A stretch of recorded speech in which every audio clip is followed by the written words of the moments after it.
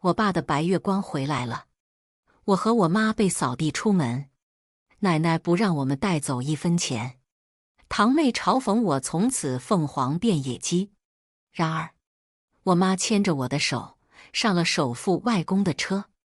大家好，开始今天的分享之前，希望你能给人间烟火点个订阅，我将会分享更多优质的内容。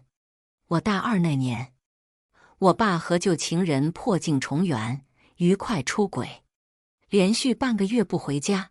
向来不喜欢我妈的奶奶趁机逼妈妈离婚。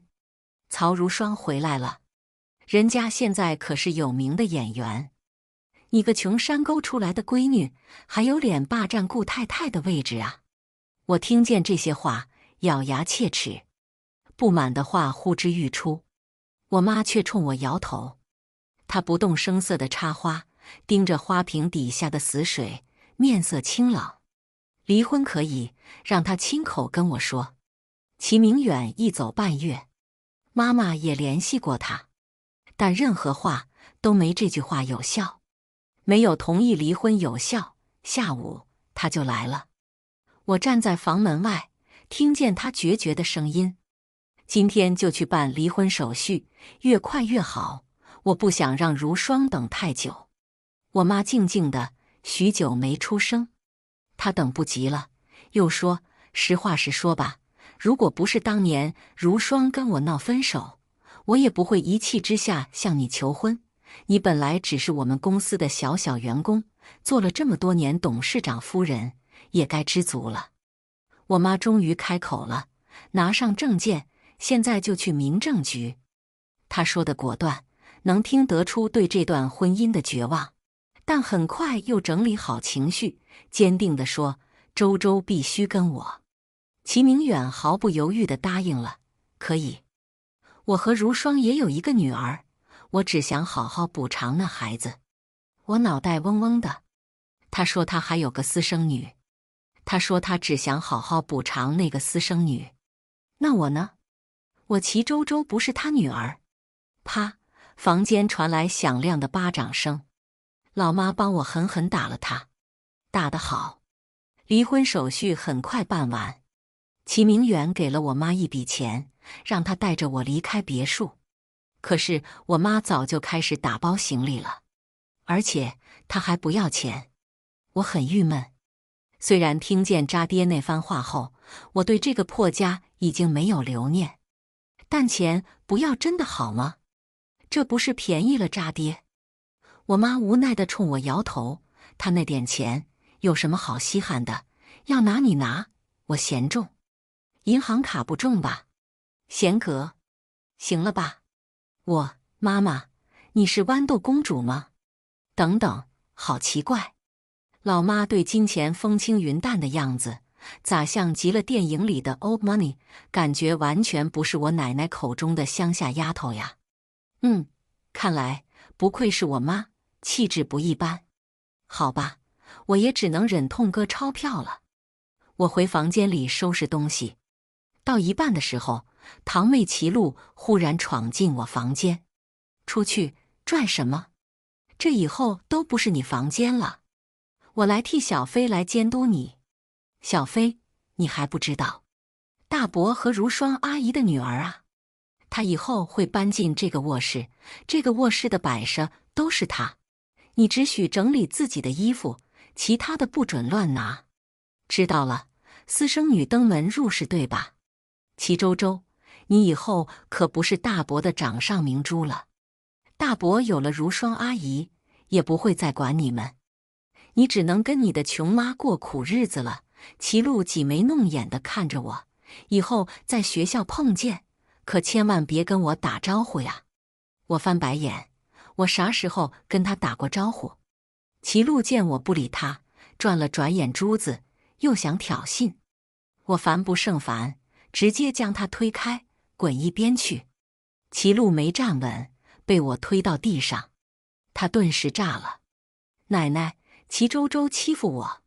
齐老太一听，很快过来骂我，一点教养也没有，不像小飞，又乖又懂事，当初就不该把你妈娶进门，祸祸我家基因。我简直无语。我妈长得美，又聪明，会画画，会弹琴，会书法，甩她这个暴发户几条街。本想反驳她，我妈温温柔柔地叫住了我：周周，收拾好了就走吧，你外公要来接我们了。外公？我还有外公？咋从没听老妈提起过？我正疑惑，齐老太忽然冷笑起来：王文雅，你跟孩子扯什么谎？你爹妈都是乡下人，他们来过几次省城，摸得着我齐家的大门吗？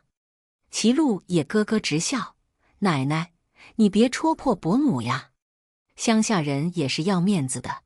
什么伯母，她已经不是的。露露，你记住，不是什么人都能做你伯母。齐禄点点头，也不是什么人都能做我姐妹。他说完，瞅了我一眼。我轻哼，谁稀罕呢？咱俩就不是一个气质。我天生漂亮，她已经进过几次整容所了，确实不像姐妹了。你，齐禄被我戳到痛点，气不打一处来。你嘚瑟什么？离开齐家，你就是凤凰变山鸡，长得漂亮有什么用？方便以后出来卖。真是好大一张脏嘴，怎么好意思吹自己是豪门千金啊？我很想再教训他一下，可是又怕给老妈惹麻烦。毕竟我们离开齐家后，肯定会大不如前。如果得罪他们，我和老妈以后会更加困难。忍吧，努力忍吧。我咬紧唇，正要打碎牙齿吞进肚子，啪！好熟悉的响亮的巴掌声。抬眸，我妈已经优雅地将手收回。齐禄半张脸红透了。我妈把齐禄打懵了，他半晌没反应过来。我妈，整个齐家最低调、最温柔，他们眼里最好欺负的人，打了他。齐禄半晌没反应过来，倒是齐老太暴跳如雷：王文雅，你作死啊！竟然敢对我孙女动手！她没教养，我替你教。老妈抬起下巴，轻飘飘地说道：还有你，齐老太太，下次再对我们母女指手画脚，别怪我对你不客气。毕竟从今天开始，你就不是我长辈了。我的教养可不会用在倚老卖老的陌生人身上。老妈目光倨傲，声音清冷。齐老太傻了。齐禄继续懵。我帅爆了，碉堡了。这时别墅大门打开，一辆宾利开进来。我脸色顿时灰冷下来。我爸的车，副驾驶还坐着一个艳丽女人。车停下，后座还下来一个少女。艳丽女人挽着我爸，我爸牵着少女，真是其乐融融的一家人。我爸幸福得像只泥坑里的猪。然而当他见到我和我妈，脸色就变了。你们还没走？嫌弃的眼神尤其明显。我眼眶直接红了。我妈走过来，握住我的手。这时我奶奶见到我爸，立刻告状：明远你可要管管，王文雅打了露露。我爸看见齐禄脸上的红印，当时就火了。王文雅，原来你一直以来的贤惠都是装的。我气得想抓花我爸的脸。我妈抓着我的手，不叫我动。这时对面传来娇软的声音：爸爸，他们是谁呀？你原来的老婆女儿吗？那我和我妈算什么？我看向说话的人，黑长直，无辜脸，眉眼竟跟我有点相似。我无法冷静。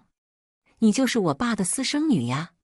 他听见，脸色惨白，抓着他妈林如霜的手就要哭。曹如霜看见宝贝女儿受委屈，直接急了：齐明远，这就是你的诚意？你对我们母女的爱？听听他女儿骂我们菲菲什么？私生女！你还不撕烂她的嘴？我爸本来就对我不满。林如霜这么一说，他直接对我扬起了巴掌。他人高马大，比我和我妈都高出许多。我妈拦不住他，齐家的院子里，我也跑不掉的。跑，搞不好还会连累妈妈一起狼狈。我还是挨打吧。我咬着牙，闭上眼睛。齐明远，山不转水转，你今天欺负我和我妈，改日我一定……我心理活动进行到一半，忽然听见一声惨叫。啊！睁开眼，只见齐明远面色惨白地捂住膝盖。我妈踹了他。此时此刻，我无暇顾及其他人的状态，因为我傻了。我妈多爱齐明远，她膝盖不好，为他学针灸、配草药，这么多年尽心尽力照顾着他。而现在，妈妈为了我踹了他的膝盖，这一切齐明远值得。反了，反了！吃我家的，喝我家的，还竟敢踢我儿子！把行李箱打开，我要检查，绝不让你这个贱人带走我家一分钱！齐老太气疯了。我妈冷笑：你搞错了，自从嫁到你家，我花的每分钱都是我自己的。齐明远每个月给我那点钱，根本不够我半天开支。齐老太愣了。曹如霜看向齐明远，齐明远脸色复杂。王文雅，你当年嫁给我之前工资才多少？做了20年富太太，胃口变得这么大了。我妈嗤笑，开什么玩笑？你那点钱想养大谁的胃口？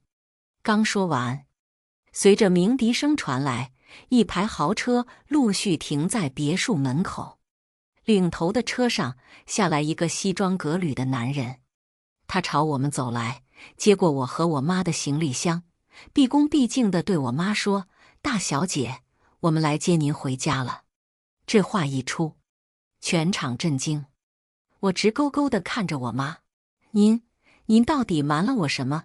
齐老太半天没反应过来。齐明言不可思议地看着我妈，他们叫你什么？我妈挪开目光，没理睬他。而这时，来接我们的叔叔开口了，声音正式而铿锵有力：文雅小姐是王寻先生的女儿，首富王家唯一的大小姐。他说完，鄙夷地看着齐明远，仿佛在嘲讽他有眼无珠。这一下，真是万籁俱寂了，齐家人脸色都僵了。我也不由倒吸一口凉气。王寻，首富王寻，那个集科技、酒店、餐饮、娱乐的王氏集团董事长，而齐家只是经营着一个酒店而已，差了10万8千里呀！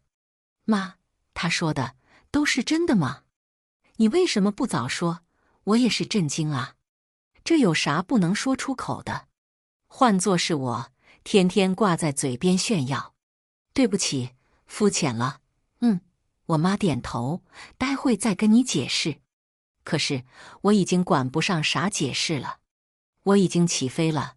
我外公居然是首富，我该不会是在做梦吧？这时我看向齐路，谁凤凰变山鸡来着？齐路咬了咬唇，注满玻尿酸的脸几乎要扭曲了。而这时，曹如霜发出一声冷笑。据我所知，王寻先生的女儿一直在国外生活，你撒谎都不知道事先调查。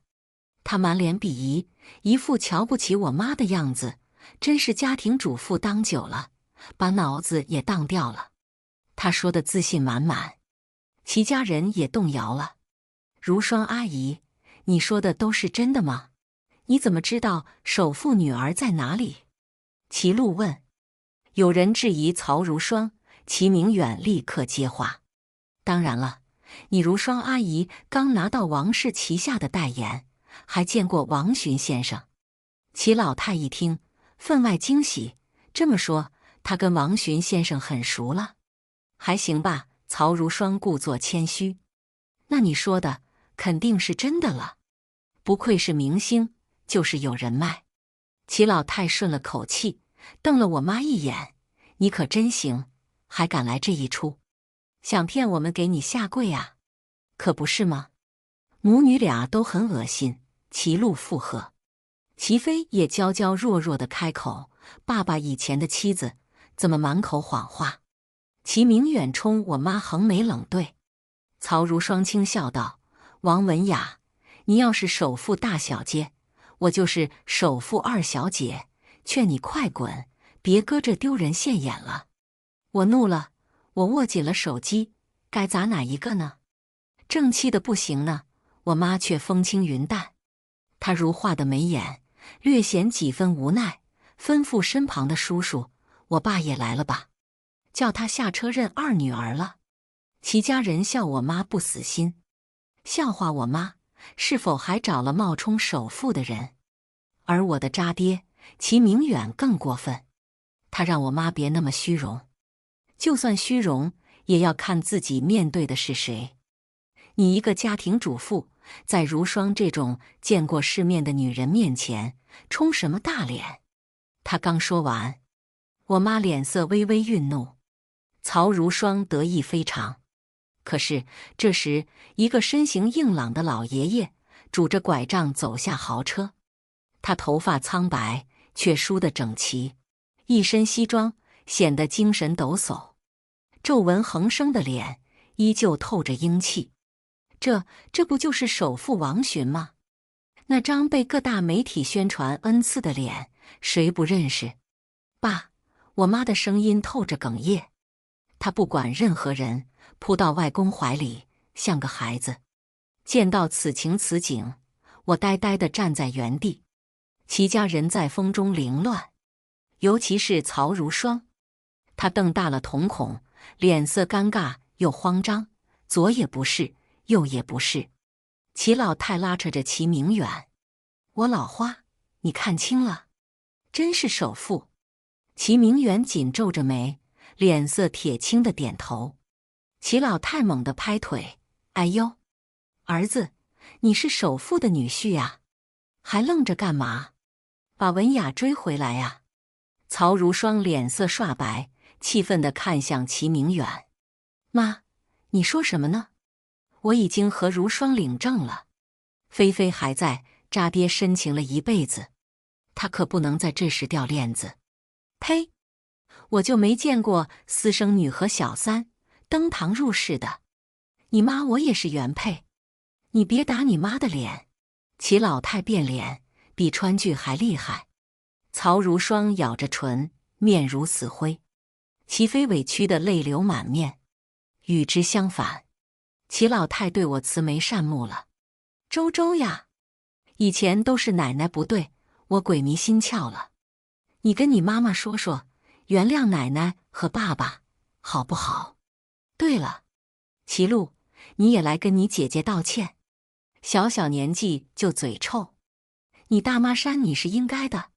齐禄的脸已经不只是扭曲了，他恨不得吃了我。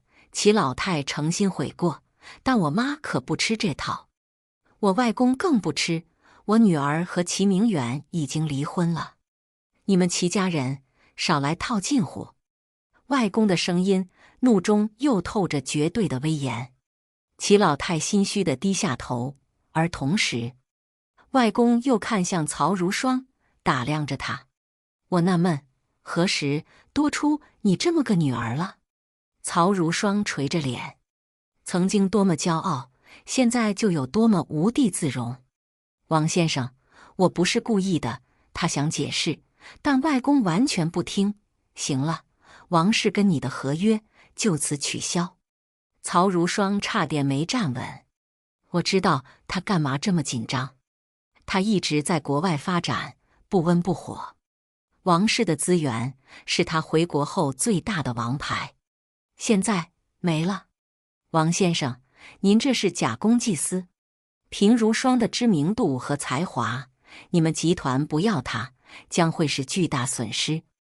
齐明远始终护着曹如霜，像个大情圣。因此，我能理解，恋爱脑上头的人是会说一些蠢话。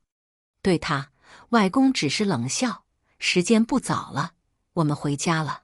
他甚至不愿意跟齐明远废话。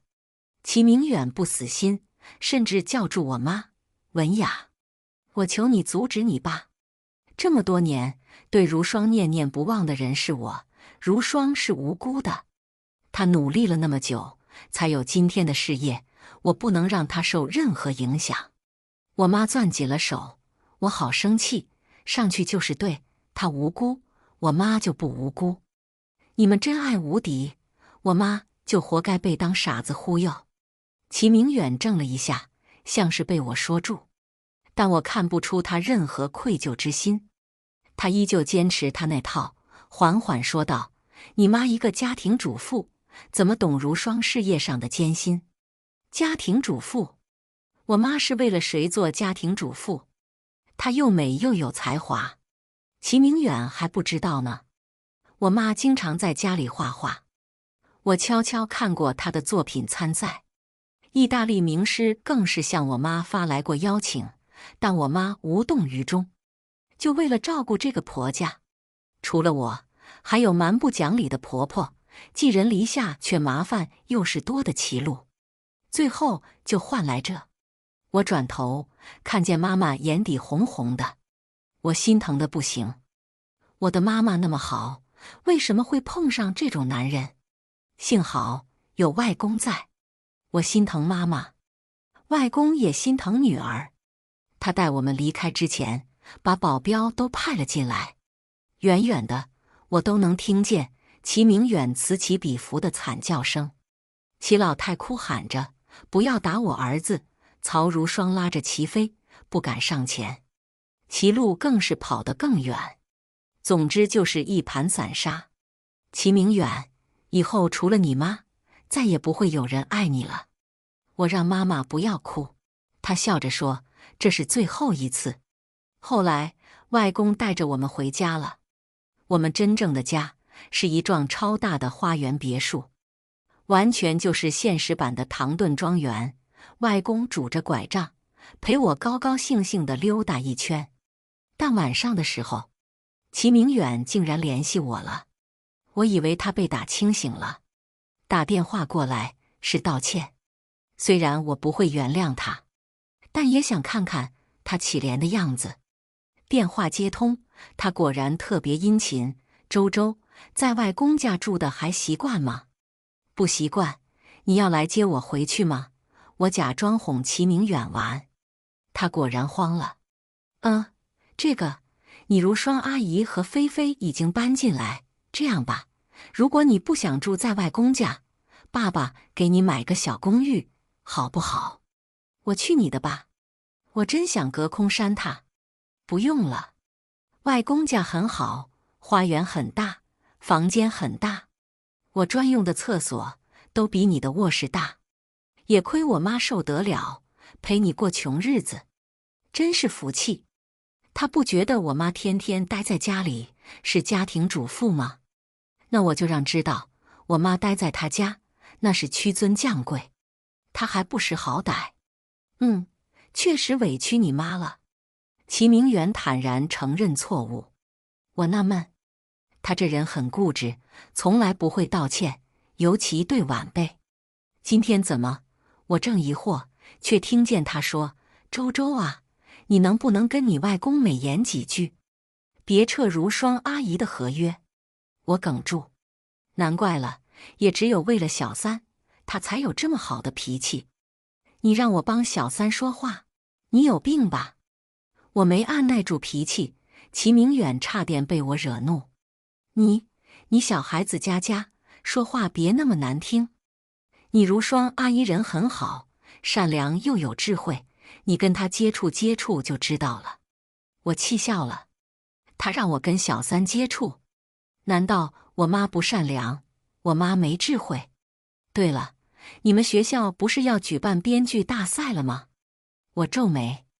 编剧大赛是我们专业最有含金量的赛事，评委都是国际大牌编剧。他从来不关心我学习，怎么知道？菲菲在国外也是学编剧的，她转去你们学校了。我泄了气。哦，原来还是为了私生女。如霜阿姨在国外认识很多名编剧，搞艺术的，大多人自命清高，这种人脉钱是买不来的。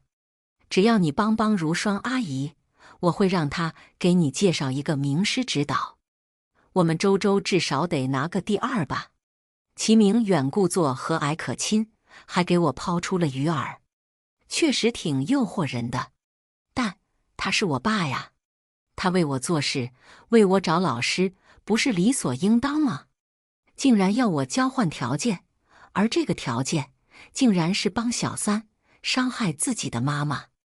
我好寒心，你凭什么觉得我是第2？我很不爽。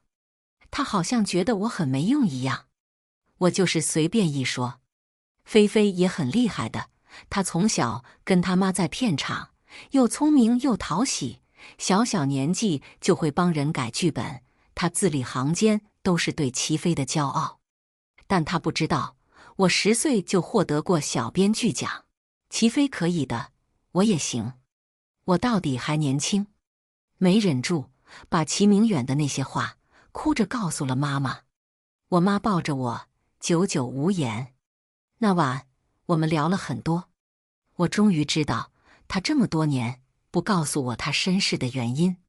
因为她一意孤行嫁给齐明远，因为外公却专横独断让她嫁给世交之子，一气之下断绝关系。总之两边都有错，两边都是狠人。转折发生在2个月前，外公身体不好，通过管家劝解，我妈床前尽孝，父女俩这才冰释前嫌。话虽这么说，我妈还是很悔恨。说到底，还是齐明远不值得。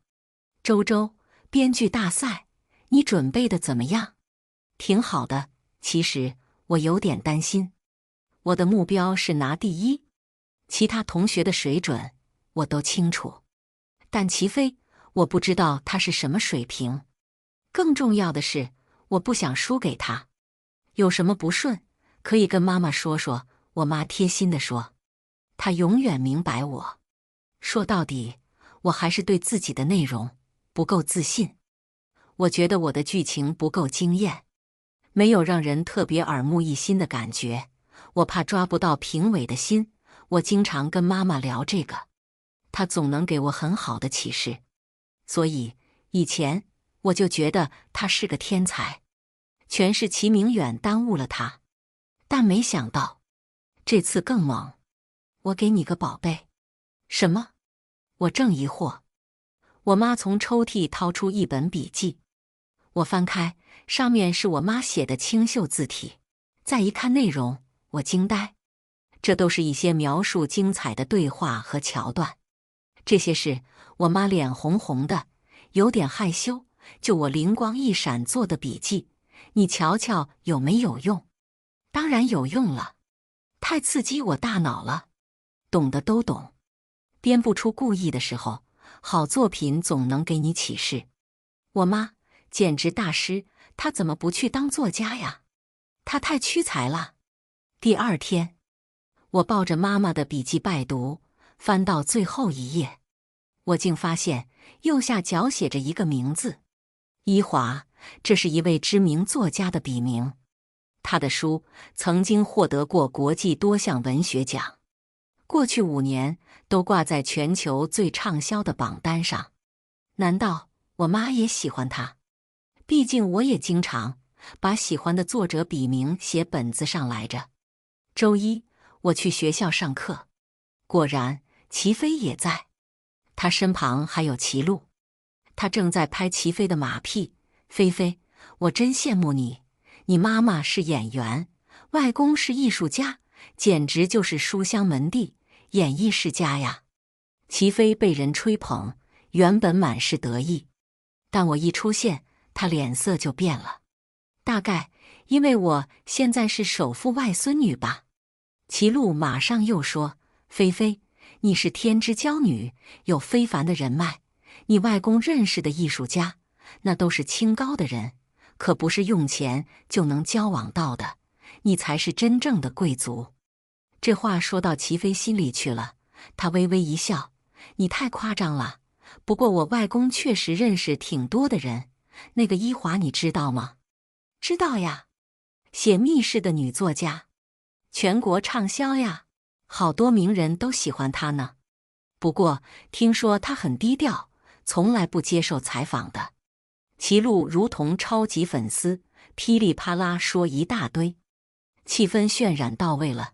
齐飞才傲娇地说：“我外公就认识他。”齐路从虚伪的夸赞，转而进阶到真诚的羡慕。然后他又把矛头指向我：“菲菲家手握这么多文圈人脉，他的指导老师一定很厉害，编剧大赛的冠军肯定是菲菲的。某些人就不要妄想了。”我冷笑：“哦，那就拭目以待。”有一说一，我本来确实有点担心，但我自从翻了老妈的笔记后，好像获得了能量加持，获益匪浅啊。而这时，我看见齐飞眉头轻轻一拧：“怎么？”他见我不慌，着急了。我正冷笑，他忽然扯起嘴角，悠悠地说：“外公告诉我，一华也是评审团的一员呢。编剧大赛开始之前，外公会把我引荐给他。我丢，他居然想走后门。那个神秘的一华真的会帮他吗？”时间很快到了编剧大赛当天，我们早已提交了剧本，马上就是公布名次的时候。我和几个要好的同学坐在一起，这时场内突然躁动起来，好像有明星来了。曹如霜和她老公，没一会，全场聚焦点都在他们身上。齐明远和曹如霜亲自来给齐飞加油。呵，从小到大，齐明远可从没来学校看过我。爸爸妈妈，你们跟我坐一块吧。齐飞拉着他俩走向台下的位置，经过我身边时，我瞥向齐明远，他假装没看见我。怎么？不敢认？怕尴尬？哼，我偏不让他如愿。所以在齐明远要躲过去的时候，我甜甜地叫了声：“爸爸，你来了。”齐明远脚步一滞，面色惊恐又埋怨地看向我。我吐了吐舌头，假装调皮：“怎么？怕我让他丢脸吗？怕我让别人知道他抛妻弃女？”这时，同学忍不住问我：“周周，齐氏酒店的董事长，原来是你爸呀？那你和齐飞是什么关系？”齐飞和曹如霜脸色很难看，尤其是齐飞，他委屈巴巴地看着齐明远。我知道他怕丢脸，怕私生女的身份曝光。曹如霜脸绿油油的，恨不得吃了我。在其他人询问目光中，齐明远扯着僵硬的嘴角，笑着跟别人介绍我：“这是我的干女儿，朋友家的干女儿。”我手指陷进座椅里，眼角酸胀，胸口闷得说不上话来。曹如霜和齐飞脸色顿时好看了。曹如霜还阴阳怪气地问我：“周周，你妈妈怎么没陪你？今天这么重要，就算她不懂剧本，也应该陪着你啊。”我冷嗤：“我妈不懂剧本，你懂？她怎么懂这些？又不是你。”齐明远接他的话：“那可不一定，王家有钱，各种熏陶少不了的。”呵，想太多，她有这份造诣，还能做这么多年全职太太。齐明远陪着曹如霜一唱一和，贬低我妈。齐飞趁机推着齐明远离开：“爸，走啦，我们去见见外公，他也是我们学校的受邀嘉宾呢。”说完，得意洋洋地冲我看了一眼，我眼底几乎要溅出火花。正要做些什么时候，场面忽然沸腾起来，只因有人说一华来了，那个神秘的天才作者，多项国际大奖的获得者，全球最畅销作家之一，大家都想知道他长什么样。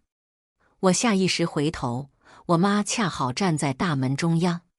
老妈一改朴素风格，她今天穿着长裙，还戴着钻石项链和耳坠，头发高高挽起，如同气质典雅的高贵公主。我同学也有见过我妈的，宝。你妈妈好漂亮啊，阿姨简直像仙女下凡。我虚荣心大大受到了满足，立刻奔到我妈怀里。别管我了，我就是妈宝女。当然，也不知道是不是老天故意安排，我竟然瞥见齐明远微微失神的一瞬间。呵，总有一天他得承认自己眼瞎。我妈比曹如霜漂亮多了。你好啊，文雅，我终于又见到你了。我听见老迈的声音，是齐飞扶着的老人，这大概就是他口中的外公。可是，他认识我吗？我眼神奇怪地看着老头子。不仅是我，曹如霜和齐飞也很奇怪。爸，你认识他？外公，今天是我的大日子，待会一华还要来，你注意点。老头子阵阵无语。他郑重地说道，他就是一华呀。瞬间，空气凝滞。我也傻了，他说什么？我妈说一华。一华是我见过最有才的人，他不仅会写小说，还会写剧本，我好几个剧本都有请教过他。然后他就爆成了几个名字和内容，全是爆剧和经典桥段，这都是出自我妈之手。我的天，我看着我妈，震惊、激动、膜拜。你不是我妈，你是我的神。但你干嘛不早点告诉我？我妈，怕你有压力。好吧，确实。与此同时，我的同学都纷纷跑来，让我妈签名。老师也不端着了，他们其中也有很多我妈的书粉。一华老师，我好喜欢你的文笔。一华老师，我能不能求你件事，给书里的星号重开一个结局吧？我舍不得他死啊。一华，能不能来我们学校做老师？我给你腾位置。华姐，啥也不说了，可以给我签个名吗？我被挤到了外面。这哪是编剧大赛，这简直就是我妈的粉丝见面会。这时，齐飞的外公还在喋喋不休，炫耀我妈的光荣事迹。一华还是个全方面开花的天才，他在书法上也很有造诣，曾经一副仿颜真卿字体被拍出高价。提到造诣，齐明远之前怎么说来着？我妈但凡有什么造诣，也不会是全职太太。呵，我就想问，她的脸疼不疼？全职太太怎么了？也照样吊打你们？我看见曹如霜和齐飞冰冷阴沉的脸，还有齐明远，他满眼惊诧地看着人群中央的我妈，眼底乍现一抹怅然若失。我以为我看错了。齐路来回踱步，眼巴巴地望着人群。我知道他也很想要签名，他竟然也是我妈的小粉丝呢。哈！一群跳梁小丑。编剧大赛颁布名次，我的剧本凭借剧情精彩又抓人，在人气选票和评委打分拿到了第一。齐飞则剧情逻辑不行，只拿到第9，面前进前10。呵，齐明远还把他当骄傲呢。由于编剧大赛广受关注，到场也有不少记者，他们蜂拥而至采访我，还有亲爱的妈妈。相反，身为明星的曹如霜备受冷落。真是有其母必有其女呀，母女都这么漂亮又有才华，父亲真是妥妥的人生赢家。方便透露父亲是谁吗？这时我瞥向齐明远，分明看见他眼神亮了一瞬。我嘴角扯过一抹微不可察的讽刺。我的父亲刚刚说我是他的干女儿，朋友家的孩子，我哪有什么父亲？我和我妈心照不宣地对视一眼，知道很遗憾，他去世了。说完，我微笑地看着齐明远，他的脸色又黑又红。是啊，一个从没尽到责任的父亲，可不就是死了？这事之后，齐明远越发奇怪了。他经常偷偷联系我，他比以往更加关怀我，问我学习、身体、生活方方面面。我会接他的话，不是接受他的转变，而是看戏，因为他对我的关心最终都会绕到我妈身上。然而，我也会把电话录下来，转发给曹如霜，静静的看白月光，变成了白饭粒，还挺好玩。但我妈没我这么无聊，她开始涉足外公的产业了。只是她这么多年对集团没有任何功劳，集团董事会不信任她，在此之前，她必须接受一次考验。考验项目：一个濒死的酒店。老妈只要能把酒店救活，盈利增长10%就过关。但老妈很有志气，她说50%，因此她开始早出晚归了。有一天，她还没回来，我就接到了齐明远的电话：“周周，你怎么不管你妈？她现在天天在外面鬼混，跟男人一起吃饭。注意你的用词。”我非常不爽，谁鬼混了？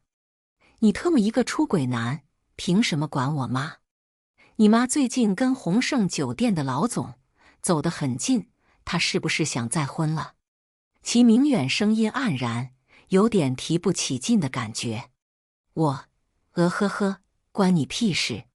当然了，齐明远猜的也没错，当天晚上，妈妈的确是被人送回来的。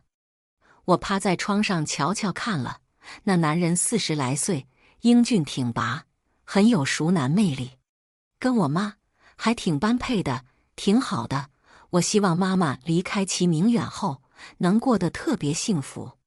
后来，我追着老妈问东问西，她就是含糊其辞。估计是害羞，以后就好了。我就等着，等我妈通知我，她找到幸福了。然而半年后，恋爱通知没等到，我却等到了妈妈把酒店盘活的消息，并且营业额增长60%，董事会正式认可她，满新闻全是，知名作家成企业女强人，年度最有能力的家族接班人。不仅如此，妈妈的光荣往事也被扒了出来。王文雅的全能人生，画作被知名美术馆收藏，书法被拍卖高价，全球知名作家，商业新秀。不要说别人，我看的都酸了。但是好像缺点什么，美好姻缘呢？那个经常送老妈回家的叔叔呢？我可是百度了鸿盛酒店，他家老板是个隐形富3代，跟我妈挺般配的。难道掰了？我不甘心，跑去王氏顶层的办公室问我妈。老妈正在看文件，听我提起，似乎才想起来。哦，他呀，他怎么了？他疑惑地问我。你不是在跟他谈恋爱？什么？谁跟你说的？我看见的呀。他经常送你回家。我妈，我跟他炒作呢。啥？炒作？我们走得近，外界就会猜测2家酒店会不会合并，这样对我们当时快倒闭的酒店很有好处。我妈牛啊！那个叔叔也知道吗？我妈摇头，他靠近我只是为了我的家业，甚至还想从我嘴里套内幕消息。啥？那男人看着成熟英俊，居然一肚子坏水。呸！真下头。周周，妈妈眼瞎了一次，就不会再眼瞎第2次。为了你，为了外公，更为了我们一家，妈妈会时刻保持清醒，也会更加努力的。此时此刻，我看见妈妈眼里有光。自食其力后，我才渐渐明白，那束光来自心上，它会照亮你想要走的路。17，后来又发生了一些事。齐明远从偶尔的打扰变成经常的打扰。刚开始，他还只是跟我套老妈的事情，后来就变本加厉。他居然让我约妈妈，他是不是疯了？他都跟曹如霜结婚了。哎，你是我女儿，难道你不希望妈妈跟你自己的爸爸在一起吗？不希望。我挂了电话，又一次把通过记录发给了曹如霜。虽然他每次都会打电话来骂我，但我知道他不会拉黑我的。哎，我真无聊，真记仇啊！终于，曹如霜忍无可忍，跑去酒店跟他吵。齐家鸡飞狗跳，齐明远生意也受到了影响。他做了一次错误的决策，酒店转型失败，濒临破产。很多人盯着收购，而齐明远只对我妈殷勤。他一出手，低价收购了酒店，因此齐明远误以为我妈接受了他的心意，幻想能跟我妈重新开始。结果我妈：齐总，我们不是正常做生意吗？你让我给你那么低的价格，我做生意还价，有问题吗？齐明远后来他拿着剩余资产陆续投资，想要东山再起，又赶上行情不好，他心又大，直接破产了。曹如霜天天跟他吵架，没钱没感情，白月光变成白饭粒，啥也不是。后来曹如霜被狗仔拍到出轨，名声一落千丈。齐飞受不了父母天天和学校的富二代混在一起，也不好好写剧本了，想进娱乐圈，又因为他妈老来塌房，导致他门路紧闭。毕业后，他不知道去了哪个剧组打杂。至于齐路，他一直都很聪明的，现在正跟好几个有钱人同时交往，其中一个还有正牌女友，来学校找他，骂他是卖的。我真的感慨，天道有轮回。有一次，我和我妈在车上看见了齐老太，她正在挑菜叶子，看见我们大喜，眼看着就要朝我们追来，但绿灯一闪，我们的车开走了。她落寞下来，最后一次看见齐明远，是我在影视城工作的时候。齐飞在小剧组打杂，每天赚得不够花，3天2头找他要钱。我看见他的时候，齐飞刚把他的钱搜刮去。他满眼失望地看着深受自己喜欢的女儿的背影，连连叹息，但没一会，他又要回到岗位上。大夏天，他穿着太监服，站在太阳底下暴晒。看见我时，他尴尬一笑：我年纪大了，做别的没人要，只能干这个。我不知道跟他说什么，他却很想跟我套近乎。大家都说你是年轻编剧里最厉害的，爸爸很为你骄傲。他自称爸爸，被其他群演听见了。那名群演很惊讶：不会吧？齐编是你女儿？齐明远意味复杂地笑了笑。他刚要说话，我却抢了过去：干女儿罢了，小时候乱认的。说完，我看见他红了眼眶，但我心里毫无波澜。你这个爸爸，我早就不要了。你给我的伤害，我统统还给你。剧组杀青，我收到了妈妈的鲜花。走出门，见她穿着风衣，戴着墨镜，飒爽地靠着红色法拉利。宝贝，老妈休假，带你自驾游。太棒了，走。以上就是今天分享的故事，希望能给人间烟火点个订阅，我将会分享更多优质的内容。